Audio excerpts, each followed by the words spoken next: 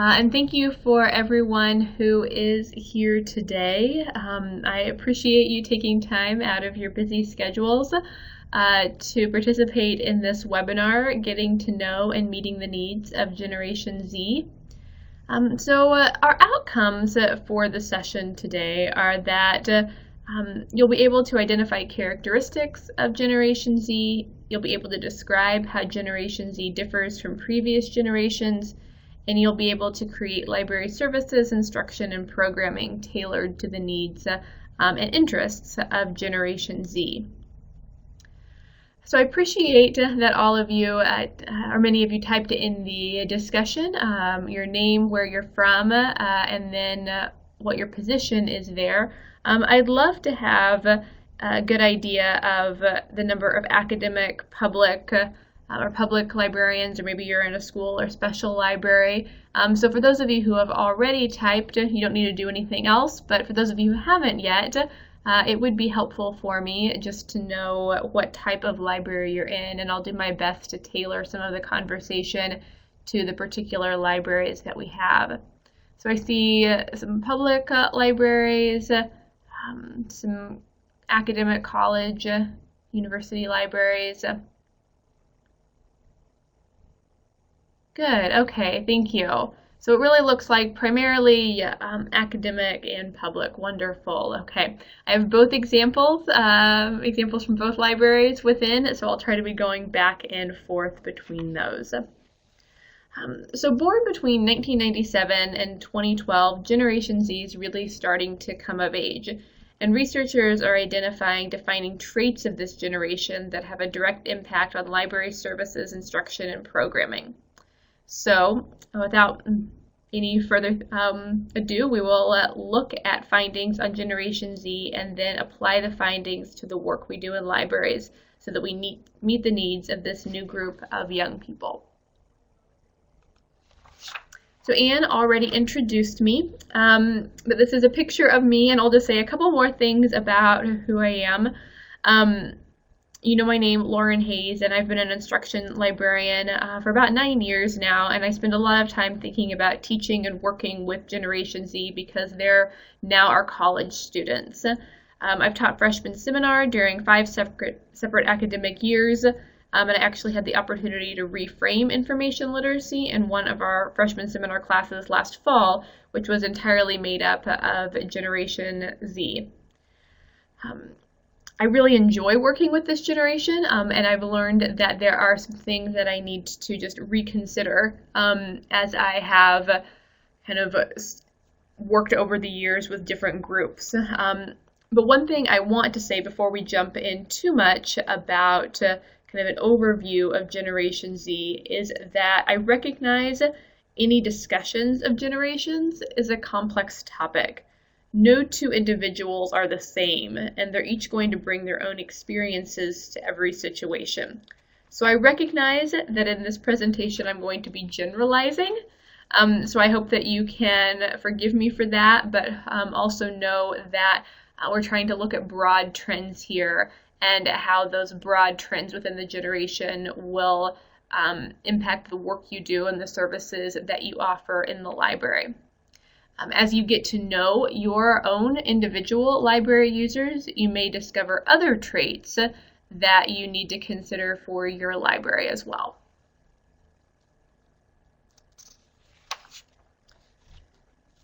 So we'll discuss how to create library services and resources that meet the needs of Generation Z, but I first want to talk about Generation Z characteristics broadly.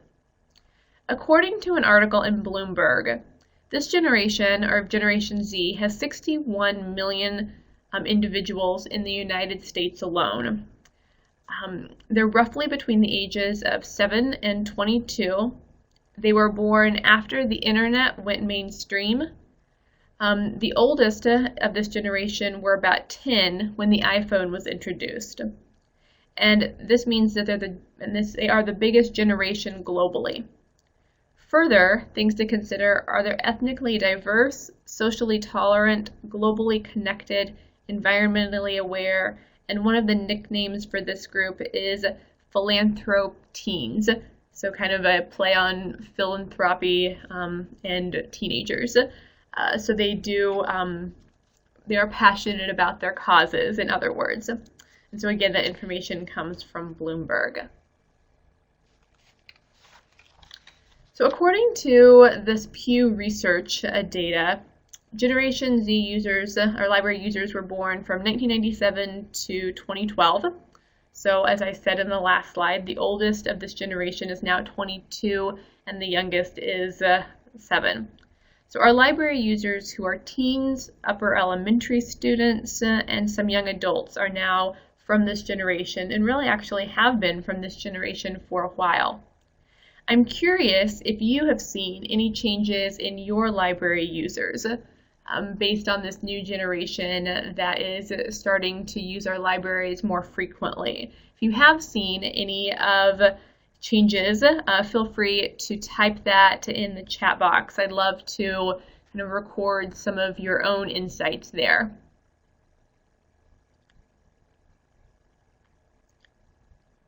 And I'll ask the question another way while maybe you're thinking about this. So I asked first if you've seen any changes in your library users, but I could ask this question in a different way of, do you see differences in the way this generation interacts with the library?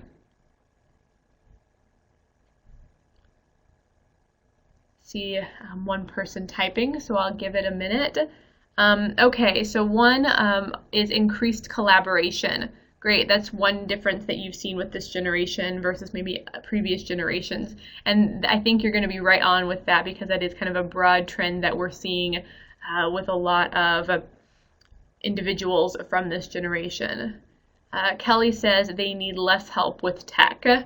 And yes, I mean, you'll see when the ages, the dates that they're born in, they've really grown up, really immersed in technology. More so than millennials. And so, because you'll see here that millennials, were born 1981 to 1996. So the older millennials, were still not nearly as familiar with the internet and a lot of the more current technologies, because they still didn't grow up with it the way that the Generation Z has. Good. Okay, thank you for those insights.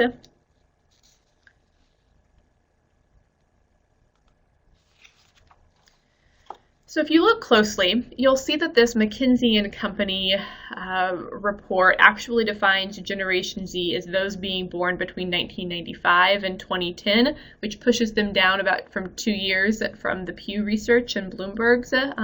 This is pretty common in generational research, that there isn't always a consensus on dates. But I think this McKinsey & Company report gives some good information as well, so I want to share it with you. So according to the McKinsey & Company report, each generation has unique characteristics.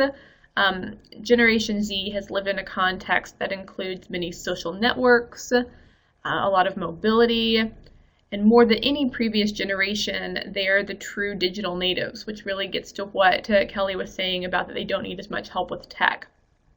I feel like I should pause here, though, when I use that term digital native, because I know that there's some baggage that's often around it, because just because you know a lot about technology that you're interested in doesn't mean you know everything about technology or about features that are outside of your immediate interests.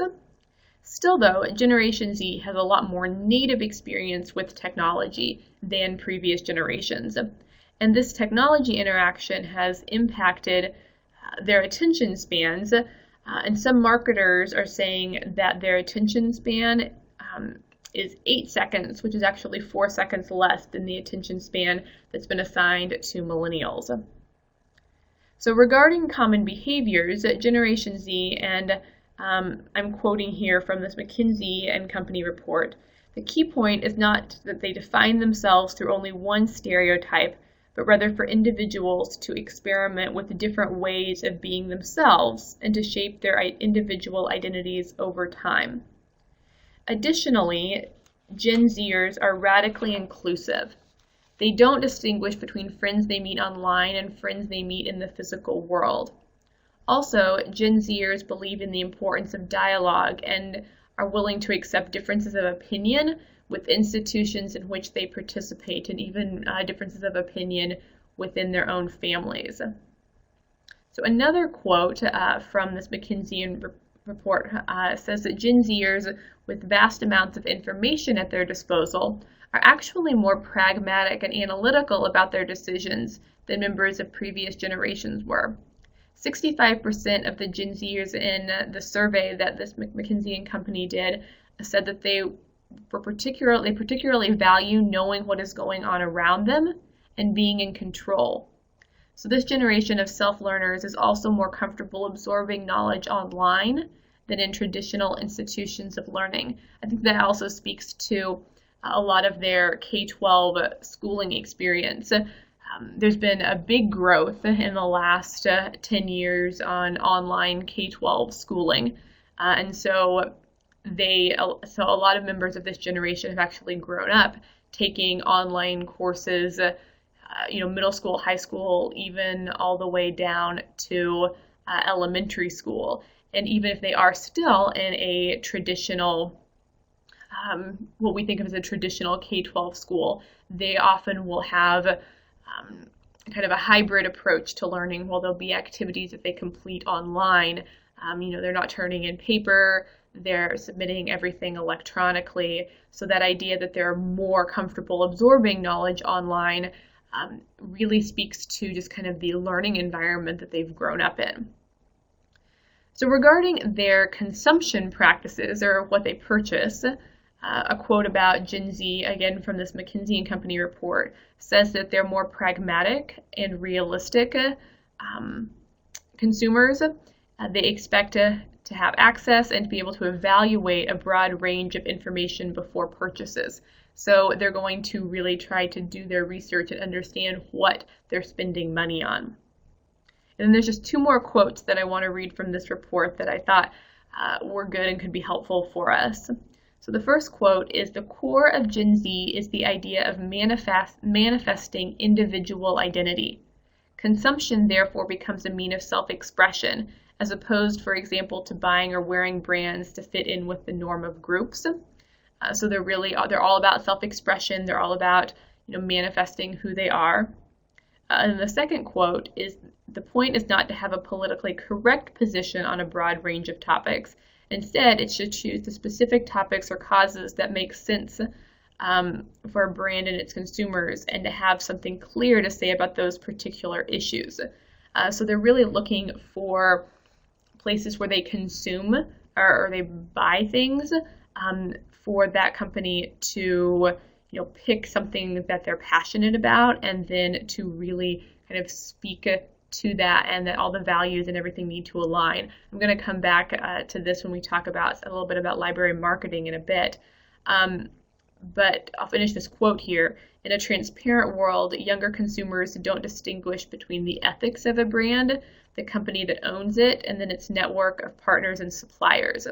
So a company's actions must match its ideals, and those ideals must permeate the entire stakeholder system. Gen Z consumers are mostly well educated about brands and the realities behind them. When they are not, they know how to access information and develop a point of view quickly." So I was on a panel earlier this week actually talking about Gen Z, and one of my fellow panelists said that they often go into like stealth mode, which I thought was a really interesting analogy, because I think it speaks to the way that they do a lot of research, that you might not know that the Gen Zers are interacting with you, interacting with the library, but they are looking at your website. They are trying to understand what you stand for, what you have to offer, and then when they feel comfortable with it, that's when they'll start actually engaging. But they're definitely going to kind of do a lot of upfront work before they're willing to participate and engage more closely. So what does this mean for library services and resources? Know that according to McKinsey and Company, the search for truth is at the root of all of Generation Z's behavior. They believe in the importance of expressing individual truth. They look for connections. They are looking to understand that everything and everyone has unique experiences, and they're also very realistic, thus looking for truth when making life decisions. Additionally, it's important to note that Generation Z has experienced a different parenting style than many millennials.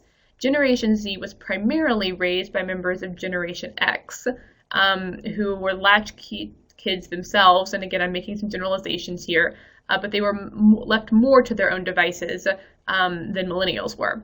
So this meant that Gen X was a little bit more hands-off on their parenting of Generation Z, but they have been very strong advocates for whatever their child needs. And therefore, Generation Z has often learned to advocate for themselves and will stand up quickly. So in your interactions with members of Generation Z, you may find that they're more willing to advocate for themselves and bring up issues more frequently than millennials.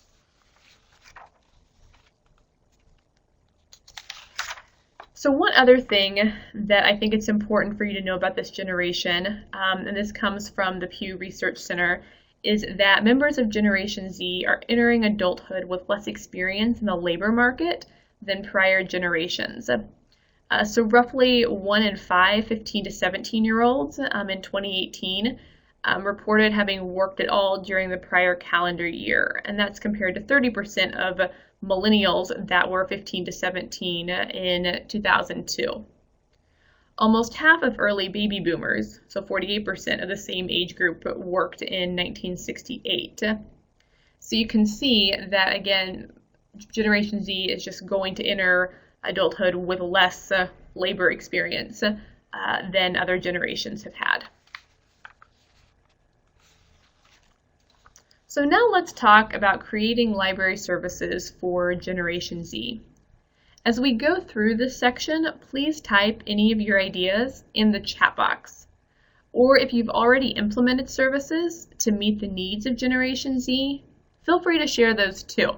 I'll definitely be paying attention to the chat box, and I'd love to see what you have to share or what you've already been doing, and I'm sure fellow attendees would also love to hear any ideas that you have.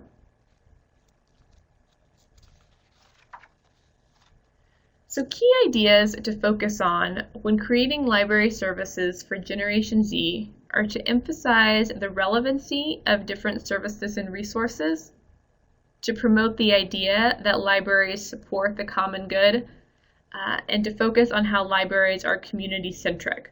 I'm going to unpack each of these in upcoming slides. So due to short attention spans, you need to capture Generation Z's attention quickly. And one thing I'll say about that speaks it back to something I said earlier about them going into what I called stealth mode, and doing a lot of research up front before they actually engage with an institution, is that in order to catch their attention, often that needs to be done through digitally. So it needs to be through your website, it needs to be through an app, it needs to be through social media. And this group certainly has some different social media use than millennials. I'll talk about that in a bit, but just thinking through the different social media sites of Generation Z will be important. I'll get there and share that though. If services or resources are not immediately seen as relevant, Generation Z is going to move on. However, Generation Z does like dialogue, and if given opportunities, they will engage in dialogue with you about what they want, what they need, and why those things are important to them. So I know I said I'm speaking in generalities here, but it's also good to note that because so much of what Generation Z does is looking for truth and expressing individual identity, how relevant a service or resource is to a certain individual is going to vary based on their needs and interests. And this is where using community data and highlighting the variety of services and resources offered is useful. Too often it's easy to advertise only part of what we offer in libraries when in fact we might be ignoring the thing that is most relevant to some individuals. When decisions do have to be made about what services and resources to advertise, because we all have limited budgets, using data to make decisions about what will be most helpful and of interest to Generation Z is important. Also, highlight why individuals should care about the service or resource and how the particular service and resource might be useful for them. So when you think about relevancy, you'll also want to think about your library's social media presence and what social media is most relevant to this group. I said I'd get back to this. Millennials were big users of Facebook. Facebook came out when many millennials were in college. And Generation Z is still on Facebook, but they are more likely to use YouTube and Instagram. So YouTube they are seeing as a social media site. In fact, YouTube has been cited as being Generation Z's favorite website. Additionally, Generation Z uses their smartphones more than any other type of device, and they are watching very little TV a week. Also, relevant to Generation Z, library users is that they value cool products over cool experiences. And this is actually the exact opposite of what millennials have said. Millennials valued experience over products. So Generation Z also prefers to purchase products instead of doing it themselves. They are definitely not the DIY generation. And if you think about parenting and you think about that Generation Z was primarily raised by Gen Xers, and that Gen Xers grew up in the 80s, which if you, again, I'm stereotyping here, it was a little bit more about consumption, the mall. It makes sense that they would have passed some of that interest down to their children in Generation Z, valuing products over experiences.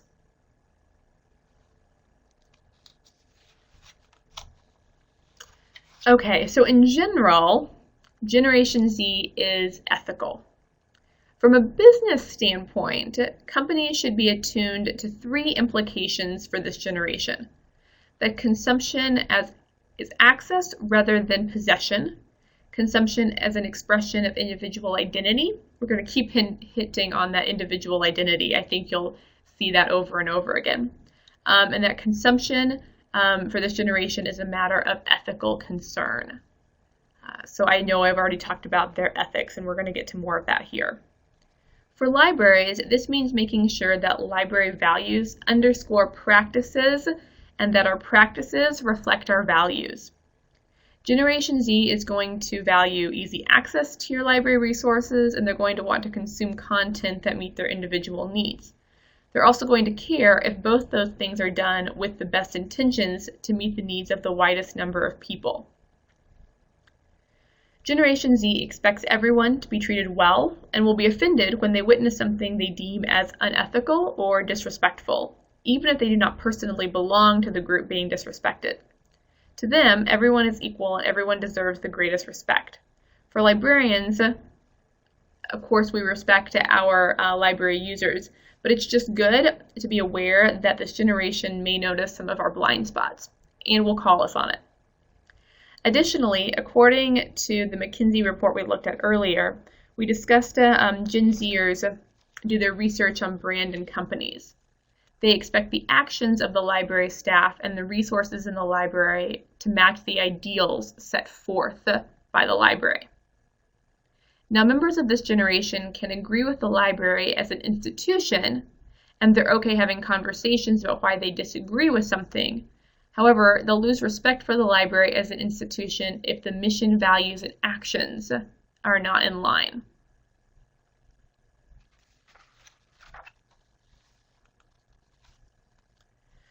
So Generation Z also cares about community and also about individuals being able to express their individual truths within the broader community. They're going to support causes they care about and see as being valuable for others who may be traditionally marginalized.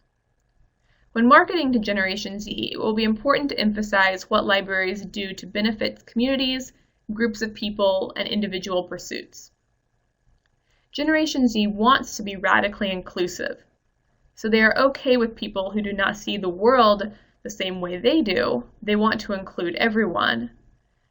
To them, everyone can be part of their community, and they want each individual in the community to be able to live their own truth.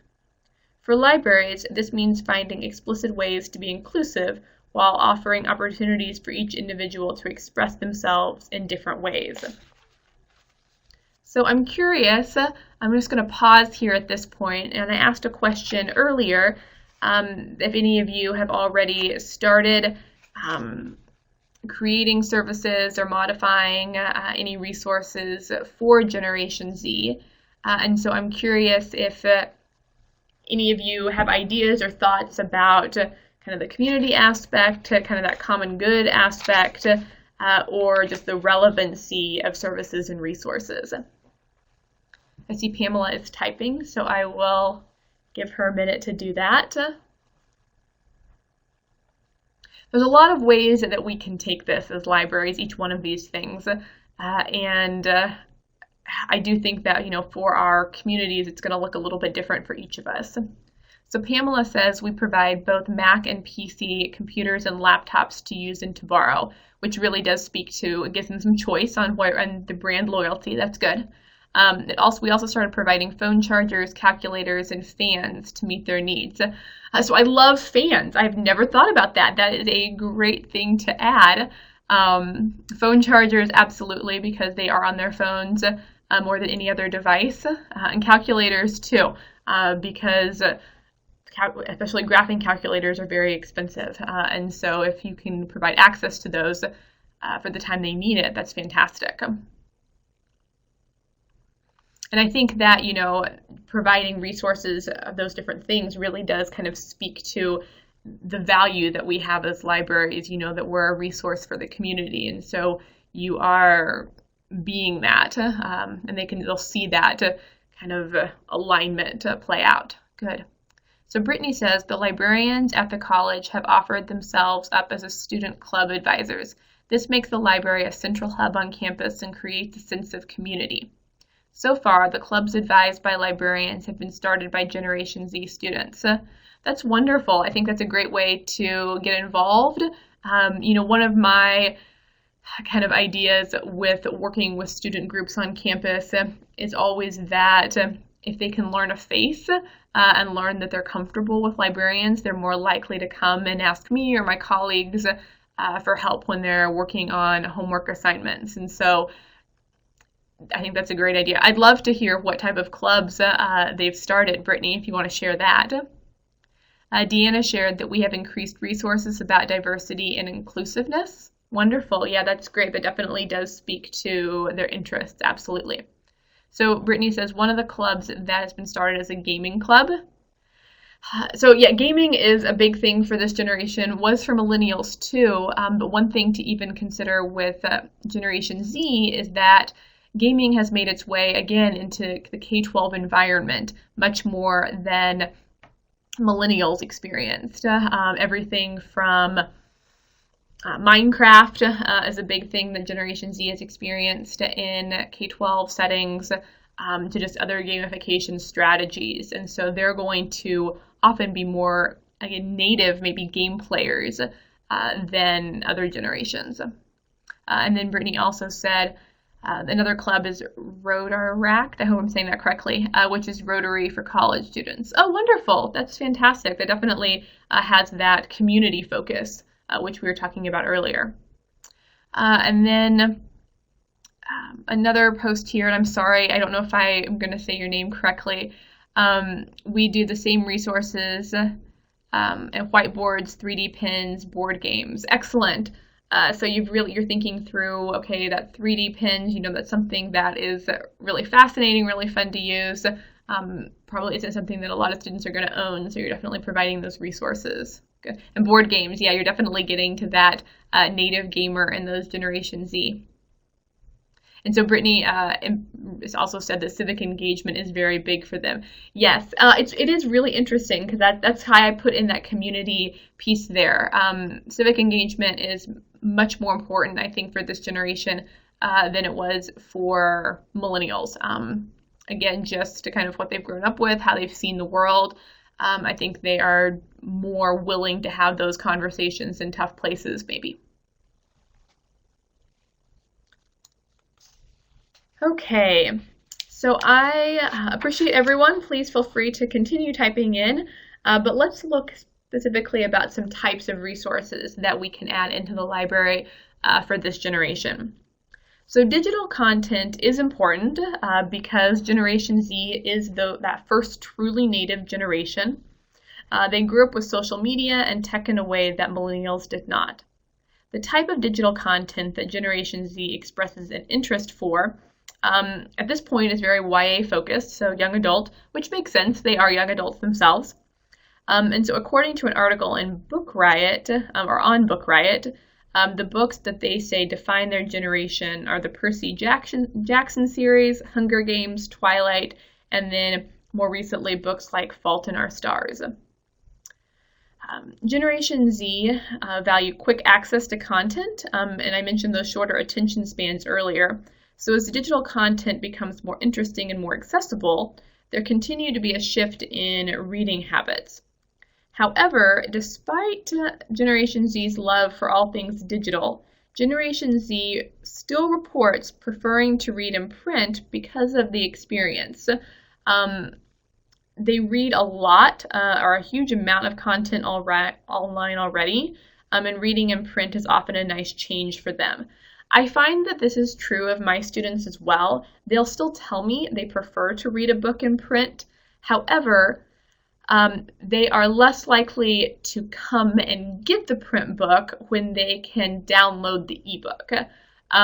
So even though they say they prefer the print, if the print isn't readily accessible to them, if they aren't already in the library when they're looking for it, they're more likely just to read it online. So I think that there is possibly more of a shift coming with more interest in ebooks and electronic resources for them, even if they still say, if I had my choice and they were both right there, I'd pick the print. Because of the vast number of resources and reading recommendations available online through places like Amazon, many in Generation Z are not using the library for more kind of traditional book and resource access. Instead, according to Jacob Chan, who's part of Juve Consulting, which focuses on Generation Z, Generation Z values libraries for what Amazon does not have, which is space. So this could be space for learning, space for collaboration, space for speakers, space for game tournaments, etc. So when you're thinking about space, you want to focus on usable space, flexible and dynamic space design, room to collaborate, and room to work alongside others. So according to a study conducted at Lancaster University in the UK, many Generation Z students came to the library and always sought familiar spots to study. They also nested, and that's a direct quote, that word nested, from the research, which means they sometimes brought personal items to the space, whether it was a blanket, whether it was some sort of stuffed animal. They would often, again, nest in the space because they just got so comfortable there.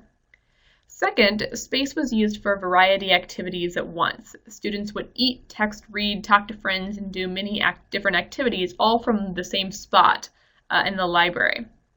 So regarding individual or group use of space, according to the study at Lancaster University, and then discussed in an article in Pacific Standard Magazine, and I quote, 51% of the survey respondents said they found it easiest to study alone, but in a public place.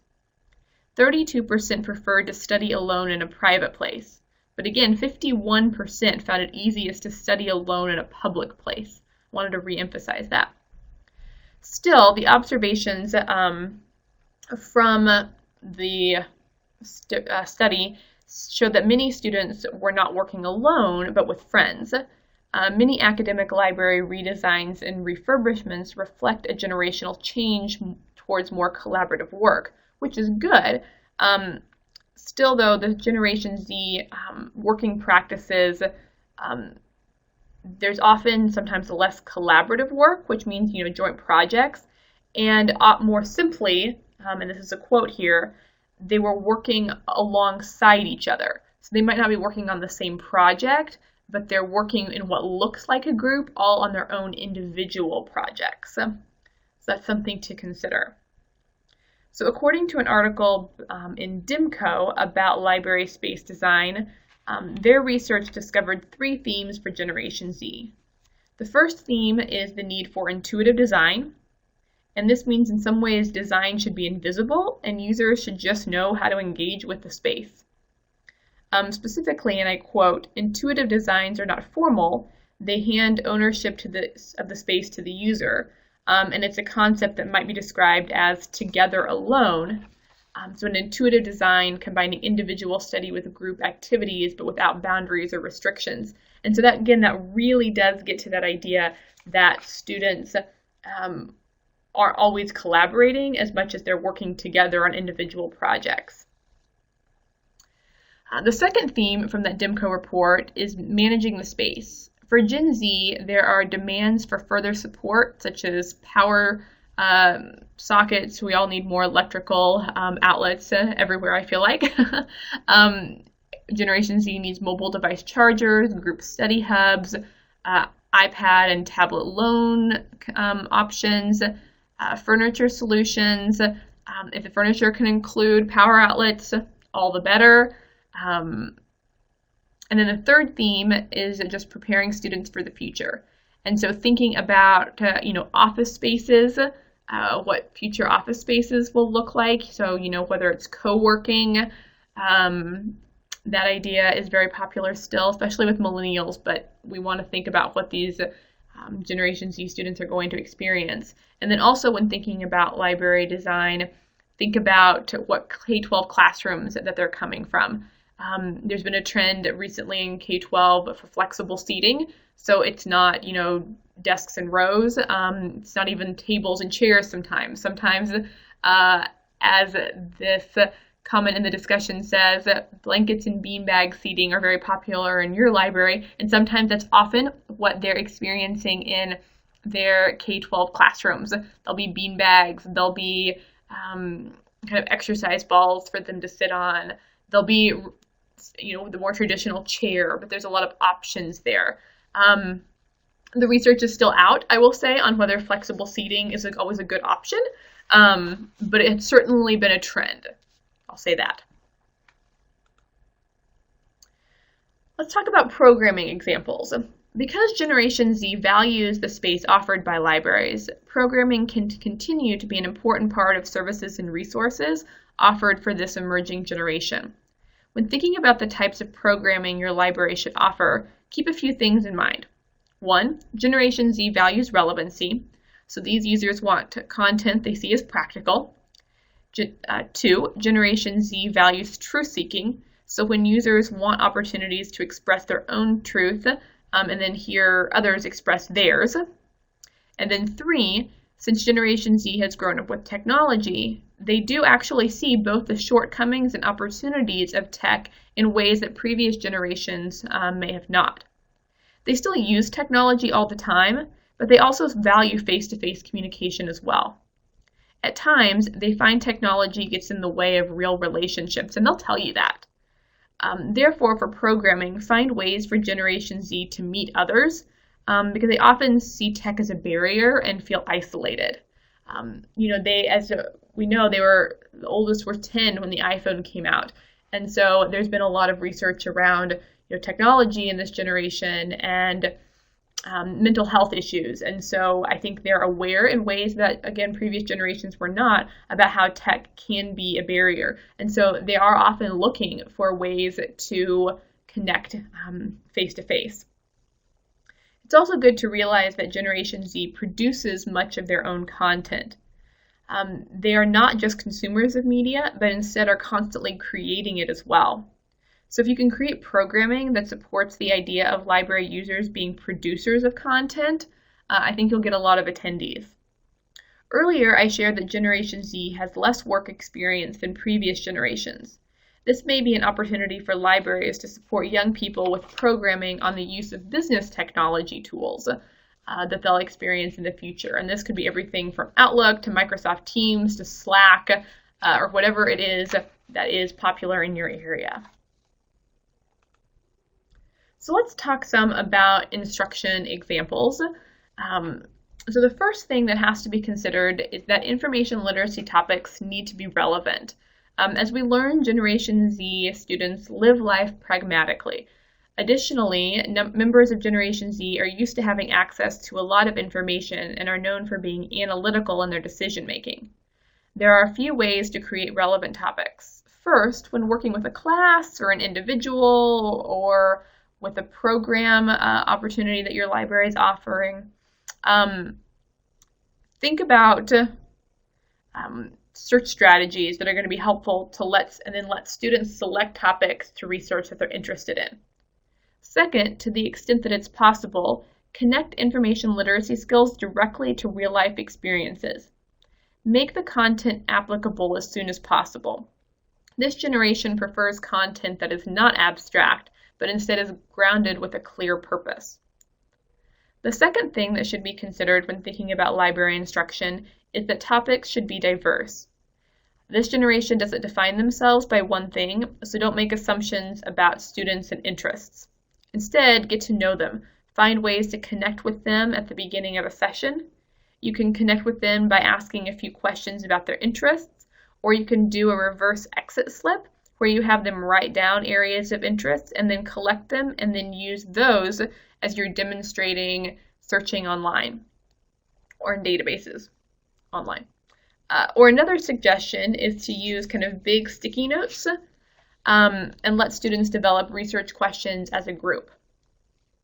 Similarly, because of the personalized nature of the internet and how immersed this generation is in it, teaching students specific search strategies I think is actually still worthwhile, especially when those search strategies reveal different points of view and different ways of thinking from what the students are familiar with. From my experience, I find that students are really actually very interested in Google Power searching tips and tips for them being able to use Google Scholar. And they're always amazed when I show them things like Control F and just ways to find things that they're just not as familiar with. Again, they're very tech savvy with a lot of things, but sometimes they're just not as tech savvy with what we might think are more academic or business tools.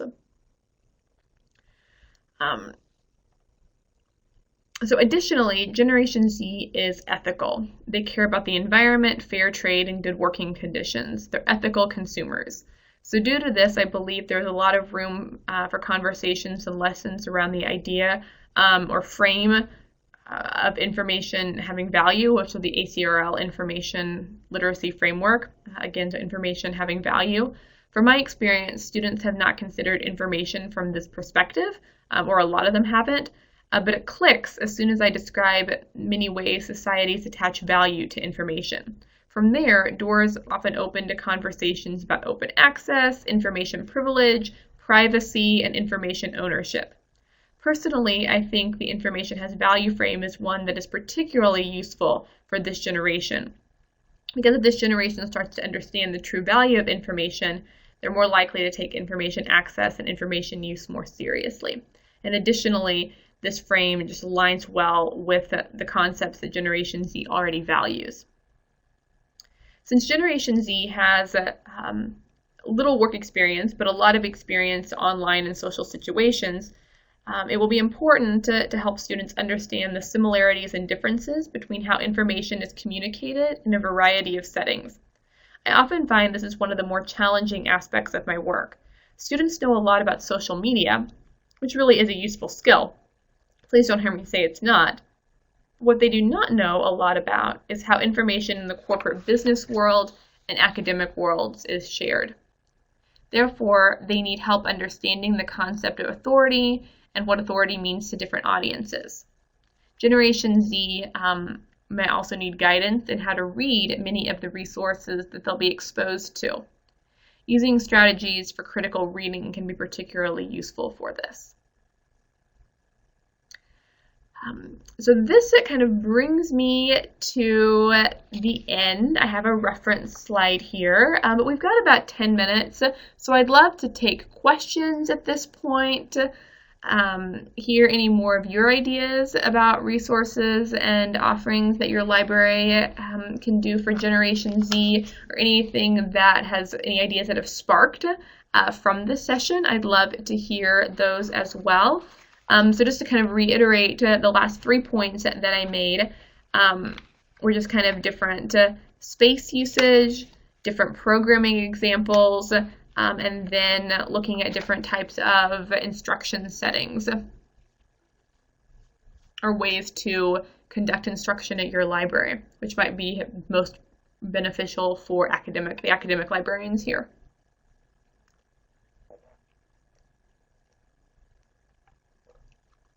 Had to get a drink of water there.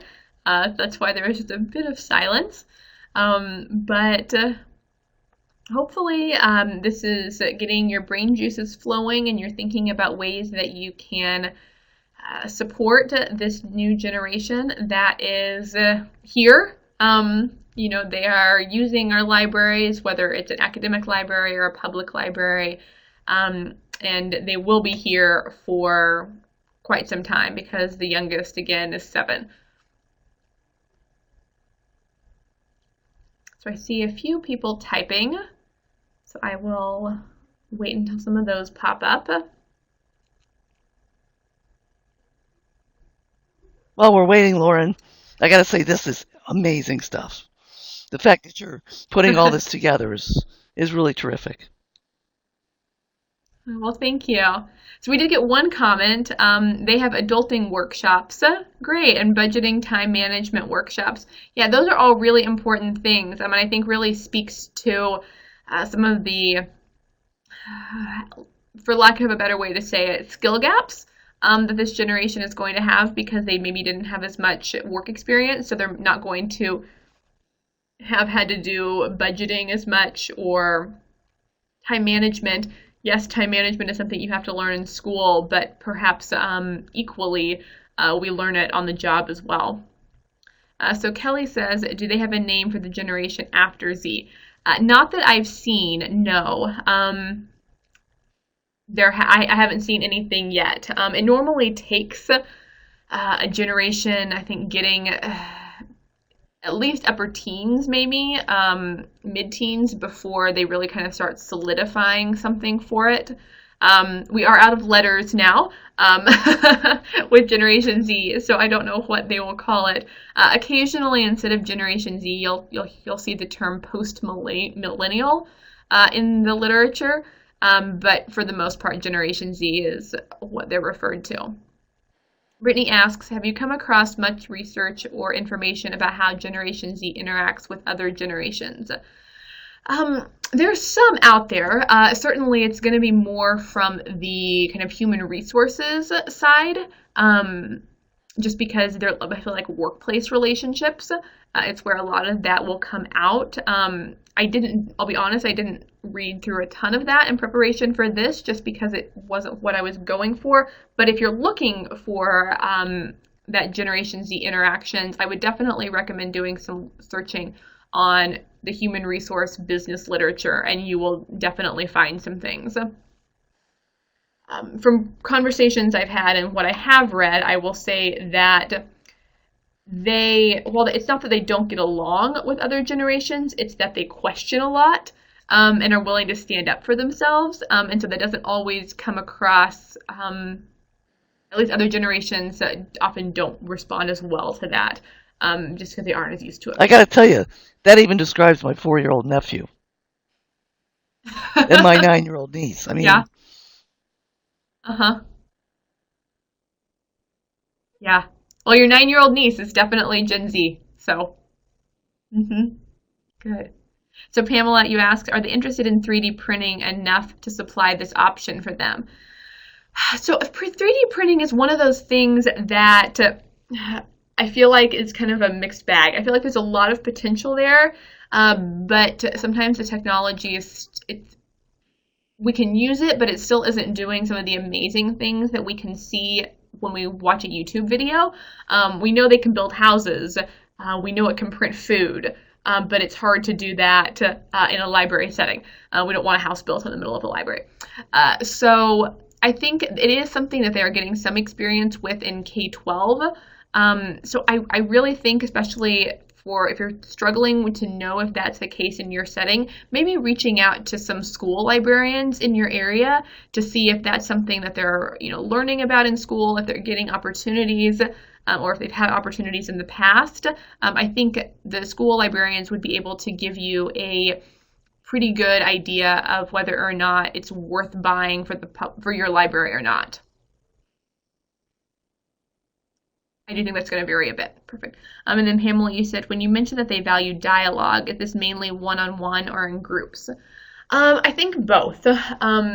They're definitely very willing to have one-on-one conversations. I think they show up more to my office than students were doing 4 or 5 years ago.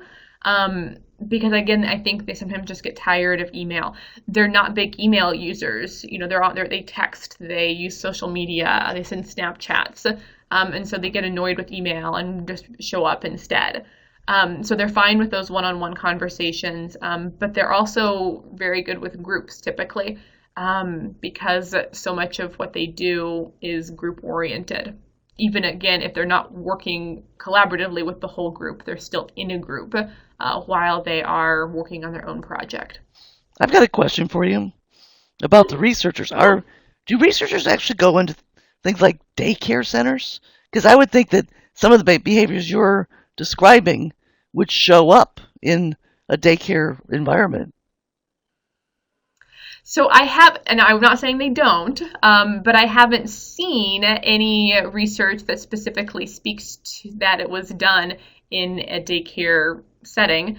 That being said, I think it would be fascinating if it was. Yeah, I think you can see that too, that these interactions that might take place when they're 7 or 8 or 9, which would possibly define them. That's really kind of cool. And a lot of that speaks to parenting, just kind of different parenting styles, especially if it's embedded that young. Right. And I liked what you said about the Generation X, I think, impacting, or the millennials, impacting on the later generations. It makes so much sense. And millennials were primarily raised by boomers. Right. And so I think there's a lot of reasons why millennials are the way they are because of that generation as well. Well, good. I really appreciate all of you joining, asking great questions today. Just thanks for being here. It was a lot of fun. Great. Absolutely fantastic work. So interesting. And I can tell this is going to get a lot of hits out of the archives because I just was kicking myself thinking we need to have more people here. It was so fascinating. It's June. Oh, yeah, I understand. Yeah. That's true. Really tough month, both in public libraries and academic libraries. Absolutely. Summer reading on one side, a lot of vacations on the other. All right. Well, thank you all for attending. And Lauren, thank you so much. This is just fascinating stuff. I can't wait to hear the next step in what goes on. So thanks, everybody. Have a great afternoon and enjoy your weekend. We'll see you again soon at another PCI webinar.